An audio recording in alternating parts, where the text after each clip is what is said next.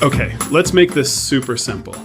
A mortgage is just a big loan for a house. You probably don't walk into a house and drop like $500,000 in cash. If you do, please adopt me. So here's what really happens. You pay a little bit, the bank pays most of it, and you promise to pay the bank back, slowly. That promise is called a mortgage. Think of it like this. You want a giant pizza. You only have money for 2 slices. Your friend buys the rest, and you pay your friend back 1 slice at a time. The house is the pizza. Your down payment is your first slices. The bank is your very patient friend.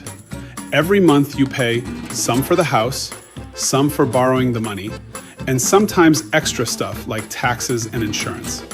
And when you finally pay it all off, the house is 100% yours. No bank, no pizza debt. So yeah, a mortgage is just a way to buy a house when you don't have a mountain of money sitting around. Real estate made simple. See? Not scary.